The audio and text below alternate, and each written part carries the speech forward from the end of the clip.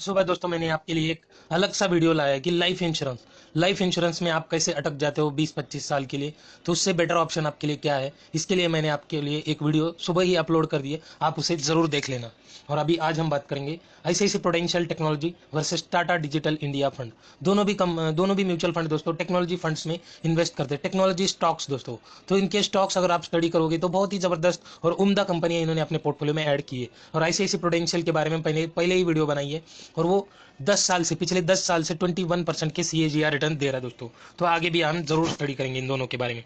तो अभी आप देखिए टाटा डिजिटल इंडिया और आईसीआईसी प्रूडेंशियल, तो दोनों टेक्नोलॉजी इक्विटी सेक्टर में और पैसा इन्वेस्ट करते हैं दोस्तों। और दोनों का फंड एज देखिए, आईसीआईसी प्रूडेंशियल को 10 साल 4 महीने और टाटा डिजिटल इंडिया को 7 साल कंप्लीट हुए, 7 ईयर 5 मंथ्स। और अभी फंड साइज देखिए, आईसीआईसी प्रूडेंशियल का फंड साइज है 9,940 करोड़ और टाटा डिजिटल इंडिया का 6,765 करोड़। तो थोड़ा सा फंड साइज ठीक ठाक है, दोनों का भी अच्छा फंड साइज है। और टाटा डिजिटल इंडिया का थोड़ा सा कम है आईसीआईसी प्रूडेंशियल से। और अभी रिटर्न देखिए दोनों के 3 मंथ में आईसीआईसी प्रूडेंशियल 0.07, तो वहीं पे खड़ा है दोस्तों। और टाटा डिजिटल इंडिया 1.6% के रिटर्न दे रहा है। 6 महीने में आईसीआईसी प्रूडेंशियल 3.5% निगेटिव चल रहा है, टाटा डिजिटल इंडिया 1.29%। एक साल में देखिए आईसीआईसी प्रूडेंशियल 3.5% के रिटर्न दे रहा है, टाटा डिजिटल इंडिया 7% की रिटर्न दे रहा है। तो 3 साल की देखिए, अभी आईसीआईसी प्रूडेंशियल दे रहा है 39.58% और टाटा डिजिटल दे रहा है 36.73%। और 5 साल में देखोगे तो आप देखिए आईसीआईसी प्रूडेंशियल दे रहा है 21.64% के रिटर्न और टाटा डिजिटल दे रहा है 20.59% के रिटर्न। तो अभी 5 साल में आओगे तो दोनों का ठीक ठाक डेटा दिख रहा है, मगर लॉन्ग टर्म 7 साल 10 साल जाओगे तो आपको यहाँ पे आईसीआईसी प्रूडेंशियल के 21% के रिटर्न है दोस्तों, उससे भी ज्यादा है। अभी यहाँ पे 5 साल में भी उतने ही दे रहा है और 10 साल में भी इतने ही रिटर्न दे रहा है, कंटिन्यूअसली अपना परफॉर्मेंस बरकरार रखा है दोस्तों आईसीआईसी प्रूडेंशियल ने। और देखिए इन्होंने टॉप 3 सेक्टर्स कौन से हैं, टेक्नोलॉजी, कम्युनिकेशन और सर्विसेज सेम है, क्योंकि ज़्यादा इन्होंने अलॉट किया ही नहीं सेक्टर वाइज। सबसे ज़्यादा पैसा टेक्नोलॉजी में आप देख सकते हो, आईसीआईसी प्रूडेंशियल ने 76% और टाटा डिजिटल इंडिया ने 73% लगाया। और 4 ही सेक्टर में पैसा दोस्तों इनका। और अभी देखिए यहाँ पे टॉप 5 होल्डिंग्स कौन सी है, ICICI Prudential Infosys, Tata digital India Infosys, ICICI Prudential TCS, Tata digital TCS. तो टॉप के टेक्नोलॉजी स्टॉक कौन से, इन्फोसिस और टीसीएस, दोनों के टॉप 2 स्टॉक्स है। बाद में देखिए भारती एयरटेल, एचसीएल टेक्नोलॉजी और टेक महिंद्रा, आईसीआईसी प्रूडेंशियल। और देखिए यहाँ पे टाटा डिजिटल इंडिया ने एचसीएल टेक्नोलॉजी, भारती एयरटेल और यहाँ पे इन्होंने एलटीआई माइंट्री को ऐड किया है दोस्तों। अभी एलटीआई माइंट्री को अगर आप स्टडी करोगे तो ये निफ्टी 50 आने वाला नेक्स्ट सबसे दमदार स्टॉक है दोस्तों। इसका नाम अभी निफ्टी 50 में जरूर आएगा। ये स्टॉक निफ्टी 50 के लिए अभी यहाँ पे ये एलिजिबल हो रहा है और जरूर आ सकता है दोस्तों ये निफ्टी 50 में। इतना इनका अभी जबरदस्त कंपनी बन चुकी है दोनों का, एलटीआई माइंट्री, दोनों का मर्जर होने के बाद ये जबरदस्त कंपनी और बिजनेस भी ओवरऑल देखोगे तो अच्छा हो रहा है इनका। अभी फंड के थोड़े से डिटेल्स देखिए, आईसीआईसी प्रूडेंशियल और टाटा डिजिटल एक्सपेंस रेशियो देखिए ना, 0.95%, 0.32। टाटा डिजिटल इंडिया का बहुत कम एक्सपेंस रेशियो है दोस्तों। एग्जिट लोड देखिए 1%, ICICI Prudential, Tata digital India 0.25%, बहुत ही कम यहाँ पे ये सर्विस चार्ज करते हैं दोस्तों। और कोई लॉक इन नहीं है किसी को। और बेंचमार्क किया है इन्होंने बीएससी टेक और यहाँ पे निफ्टी आईटी। और अभी देखिए मिनिमम इन्वेस्टमेंट देखोगे तो आप एसआईपी 100 रुपीज से और लमसम 5,000 से आप आईसीआईसी प्रूडेंशियल में स्टार्ट कर सकते हो। और अभी टाटा डिजिटल देखिए एसआईपी 150 रुपीज से और लमसम यहाँ पे आप 5,000 रुपीज से लगा सकते हो। तो जबरदस्त इन्होंने अपने इन्वेस्टमेंट की छोटी अमाउंट लगा रखी है, 100 रुपीज की एसआईपी दोस्तों, मिनिमम 100 रुपीज आप यहाँ पे लगा सकते हो। तो बहुत ही बढ़िया यहाँ पे इन्होंने किया है दोस्तों। और अभी देखिए टाटा डिजिटल इंडिया फंड के बारे में थोड़ा डिटेल में देखते हैं। इसका ये भी चल रहा है 36.86 रुपीज का, और इसको स्टार्ट होकर 7 साल कंप्लीट हुए और अभी तक ये 19.23% के CAGR रिटर्न दे रहा है अपने इन्वेस्टर को। यहाँ पे देख सकते हैं इसका ईएम वगैरह हमने चेक कर लिया, ईएम है 6,765 करोड़। और फंड एज देखोगे तो 2015 में ये फंड स्टार्ट हुआ है और 7 साल 5 महीने कंप्लीट कर दिए इसने। और लास्ट मंथ इन्होंने क्या बाय किया आप देख सकते हो यहाँ पे लास्ट मंथ इन्होंने भारती एयरटेल, साइंट, विप्रो, जोमेटो और परसिस्टेंट सिस्टम में बाइंग की है दोस्तों। और देखिए इन्वेस्टमेंट करंट वैल्यू देखोगे तो बहुत बड़ी बड़ी अमाउंट लगाई है इन्होंने। नेक्स्ट देखिए लास्ट मंथ सेल क्या किया है इन्होंने, इन्फोसिस, एलटीआई माइंट्री, एल&टी टेक्नोलॉजी, यहाँ पे देखिए कोई पैसा नहीं दिख रहा है, इन्होंने इसको पूरा सेल कर दिया, इसका मतलब हो सकता है इसका। टेक महिंद्रा, एचसीएल टेक्नोलॉजीज, अब देख सकते हो सेल करने के बाद भी करंट वैल्यू दिख रही है, मीन्स ये शेयरिंग के पोर्टफोलियो में। और जिसमें दिख नहीं रही है वो जीरो कर दिया इन्होंने, पूरा स्टेक बेच दिया इसमें से। और अभी देखिए 3 साल में, पिछले 3 साल में ये दे रहा है 37.85% के रिटर्न, 5 साल में दे रहा है 20% के रिटर्न, और लॉन्ग टर्म 7 साल में दे रहा है 7.5 साल में लगभग 19.24% के CAGR रिटर्न है दोस्तों। जबरदस्त रिटर्न दे रहा है ये फंड। अगर आप कंपेयर करोगे बैंक, एफडी, गोल्ड, इन सभी से बेटर रिटर्न है दोस्तों ये। और अभी देखिए इनका आपने AUM तो देख लिया, इन्होंने अपने AUM का लगभग 96.8% इक्विटी में और 3.2% कैश बचा इनके पास। और अभी सेक्टर देखोगे तो सबसे बड़ा सेक्टर टेक्नोलॉजी, बाद में 2-3 सेक्टर ऐड किए तो देख सकते हैं यहाँ पे टेक्नोलॉजी में 75.7% इन्वेस्ट किया है, कम्युनिकेशन में 9.8%, सर्विसेज में 8.2% और अदर्स में 6.3% इन्होंने इन्वेस्ट किया है यहाँ पे।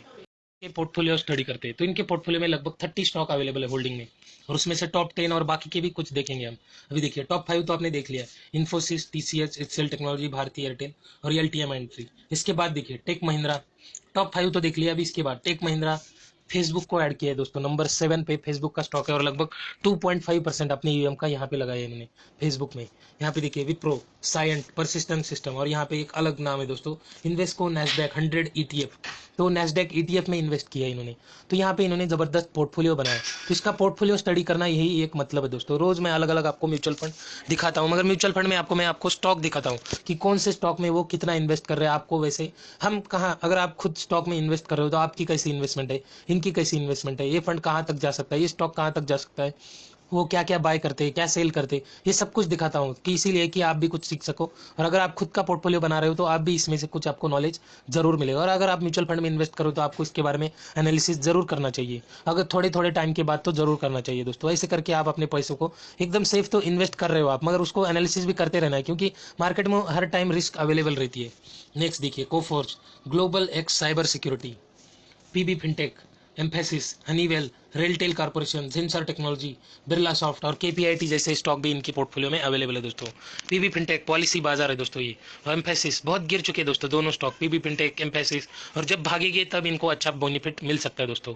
ICICI Prudential technology direct plan growth के बारे में, ये फंड टेक्नोलॉजी फंड ही है दोस्तों, और ये जबरदस्त रिटर्न दे रहा है। SBI टेक्नोलॉजी फंड से भी अच्छे रिटर्न दे रहा है। तो अभी आप देख सकते हैं यहाँ पे इसका यानी भी चल रहा है 146 रुपीज़ का, और इसके रिटर्न देखिए अभी तक के, ये भी 10 साल से मार्केट में काम कर रहा है दोस्तों, और अभी तक इसने 21.41%, तो हर साल इतने 21.41 CAGR के रिटर्न है दोस्तों। ये 21.41% CAGR रिटर्न है 10 साल तक, हर साल इतने ही रिटर्न दोस्तों, जबरदस्त रिटर्न दे रहा है दोस्तों ये फंड। और अभी इसके थोड़े डिटेल देखिए, एक्सपेंस रेशियो 0.95%, एग्जिट लोड है 1%, और AUM देखिए इसका 9,940 करोड़, तो अच्छा खासा AUM भी इनके पास, कोई लॉक इन नहीं है। और एज देखिए 10 साल 4 महीना यहाँ पे हो चुका है इस फंड को, और 2013 में लगभग 10 साल तो आप बोल ही सकते हो इसको। और इसमें आप मिनिमम इन्वेस्टमेंट 100 रुपीज़ से SIP और 5,000 रुपीज़ से लमसम स्टार्ट कर सकते हो।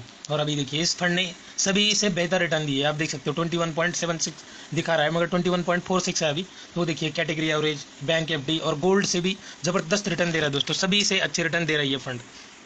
और अभी देखिए पिछले 3 साल में इसने लगभग 39.61% की रिटर्न अपने इन्वेस्टर को बना के दी है, 5 साल में 20.97, और लॉन्ग टर्म में देखोगे तो 21.41% की रिटर्न अपने इन्वेस्टर को बना के दी है। इसने जबरदस्त रिटर्न बनाया दोस्तों इस फंड ने। और अभी देखिए थोड़ा सा हम डायरेक्टली कैलकुलेशन पे आते हैं।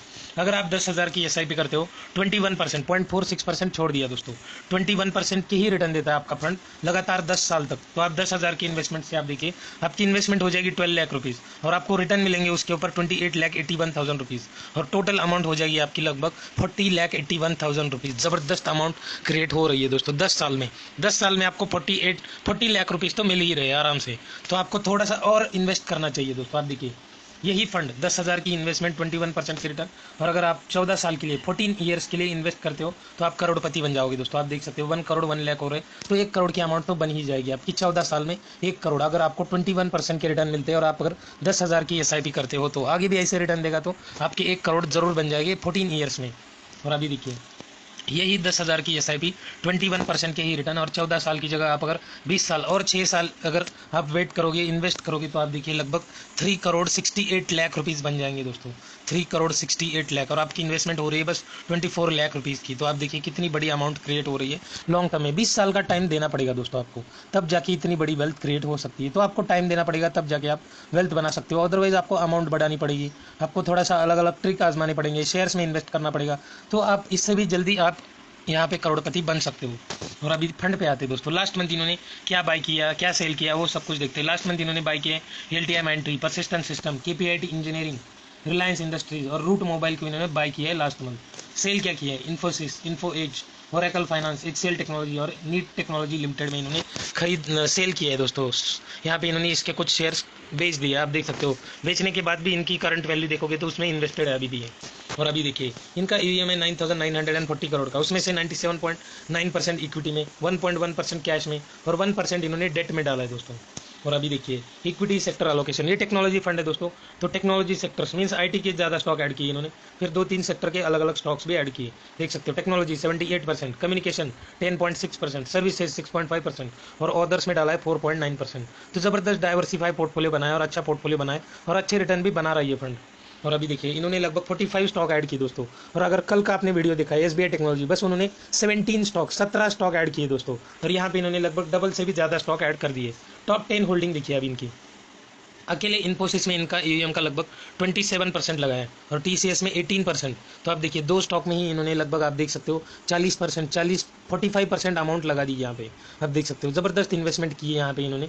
45 यहाँ पे आप 50% भी बोल सकते हो आप, इतनी इन्वेस्टमेंट कर दी है इन्होंने। 45% तो हो ही जाएगा दोस्तों, तो आप देख सकते हो 45% हो रहा है ये करेक्टली। बाकी देखिए भारतीय Airtel, HCL technology, tech Mahindra, Wipro, LTM entry, Reliance industry, तो ये सबसे बड़ा शेयर है दोस्तों, मार्केट का सबसे बड़ी कंपनी बोल सकते हो आप, रिलायंस इंडस्ट्रीज।